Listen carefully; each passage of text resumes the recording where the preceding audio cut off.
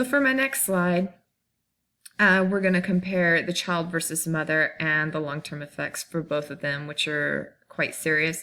For the child, without that interaction and the love and the attention from the mother from the point of birth, the child will actually suffer from poor motor skill development, hand-eye coordination, the way they run, the way they function, the way they write, the way they sit and pay attention in school.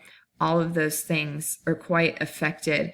Their learning disabilities can really stand out. It'll make them feel different. It'll make them learn different. And there are already so many issues with, autism and other learning disabilities in the world that this mother's neglect is just one of those things that we can absolutely avoid. Attachment disorders come with this type of thing. These types of things, the kids can't attach. The kids can't bond with the mother, which is so necessary when the babies are born. They lay there and cry. They have no one to comfort them. So as they grow, they don't know how to show their emotions. They don't know how to get attention for the correct emotions, and they don't know how to give it either. Therefore, they can't bond with others they're supposed to love when they're supposed to hug people when they're sad. They don't know how to react to others either. And lastly, the child can actually become an abuser. They don't know if they have the attachment disorder. They don't know how to treat people either. So they actually become an abuser, and it becomes a huge cycle. Probably just how the mother got her illness and treated her baby. So as she was treated, it, hits the next generation. It just becomes a huge, horrible cycle.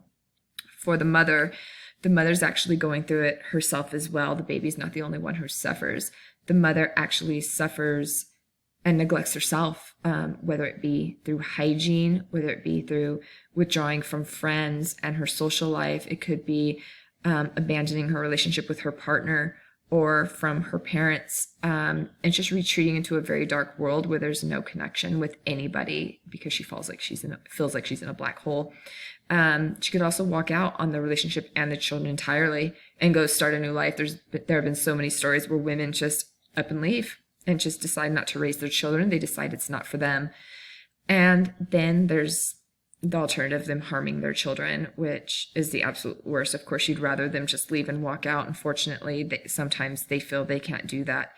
And then the last thing is, they kill themselves. They feel they're not enough for their families. They feel they're not enough for their partner. They feel that they can't come out of what they're in. They feel there's no resort but to kill themselves and that their kids would be better off. And unfortunately, that happens quite often as well. The effects on public health for, all this infant filicide that women are doing and have been doing for decades is the system and how they're treated. The women typically, and have been in the past, just put in the prison system and been thrown away, without any type of treatment. And typically they didn't mean it. Typically they didn't mean to hurt anybody. And, prison is for people who do things intentionally, accidental. These women have no idea what they're doing. And the worst part is they just don't get the proper help for it, which absolutely prison aggravates anybody's mental health. And then those children that are, torn apart from everything they knew, either put in foster care or, they're killed. The ones that survive, they then go through adulthood without treatment as well, because their mothers are just deemed convicts. Their mothers aren't given treatment, therefore the family's not given treatment. We need to create a system where as the mothers receive treatment in the hospital, so does the family. And it can actually, whatever living children that there are, actually reconnect and still build relationships. It's a hard concept, but it's healing for everybody instead of ripping everybody apart. The death of a child is the ultimate, the ultimate hardship. And to repair families after something like that is extremely vital, and to repair people's minds. And the reality is just that we need to, mend families instead of ripping them apart.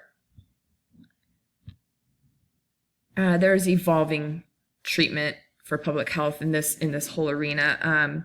Social media support, these famous celebrities, these women who are coming out on Instagram and, all these different blogs and how they're blogging about the depression that they went through. It's so important. It's so important that women who seem invincible and beautiful on the outside, and people, they're looked to for all kinds of advice, that they're coming out that they have, the typical issues. Money doesn't solve everything. Money can't solve depression. It can give you better medical care, but it doesn't make it go away. So I feel it's important that these women are coming forward, and that, as women out here that aren't on that financial level are able to identify and then seek the same kind of resources. If it's accessible to them, it's accessible to us as well.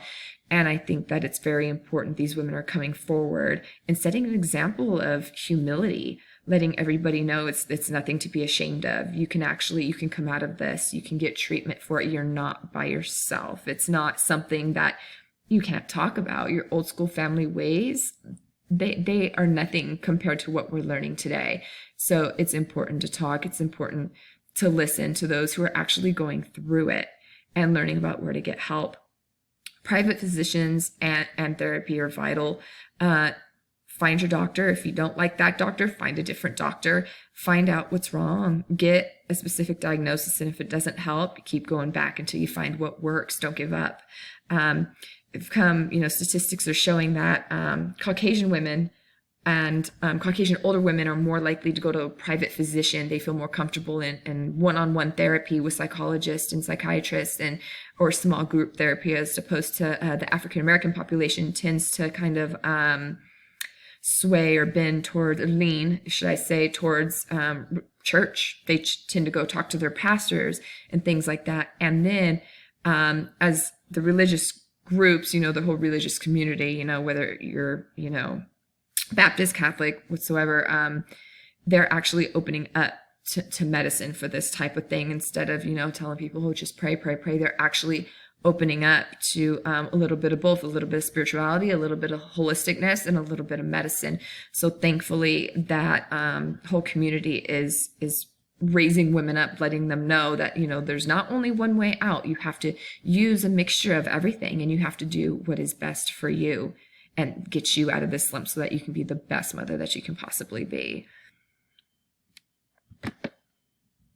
This is a huge hot button issue because, and it's so contemporary, just because there was a study done over a 30-year span between 1974 and about 2004, so 30-year study, and it showed that 30% of children under the age of 5 that were murdered, they were murdered by their mothers. And 31% of that 30%, which is a smaller fraction, but still, they were murdered by their fathers. Parents are killing their kids. Mothers and fathers are both going through this. And men, have that macho attitude, but it's coming to the light that they're actually going through it as well. Sometimes with the mother, sometimes it's a whole household. So the fact that it's still going on and science is coming through, I think social media is bringing to light, and the media is as well, bringing to light so many of these cases where these women are harming, neglecting, and abusing their children because of mental illness. And since these women are coming out and blogging about it, it's no longer becoming taboo. And I think doctors are definitely stepping up their medicine. There's absolutely no reason why any woman should go untreated for depression in this country. We are the Western world. We lead in equality, and women need to rise up and make themselves known. If they have this issue, they need to make themselves known, and they need to talk about it, and they need to let other people know that they can't be held down. They can't be withheld treatment from because they need help. Women talking to women as well. It can't be something that you put down another woman for. Just because you went through pregnancy just fine doesn't mean the next person, won't. So that's so important. And then education through that. You can't just listen to the average person's advice. Listen to everything and then go research it yourself. Google whatever you need to Google and then talk to the experts and really find out what's going on.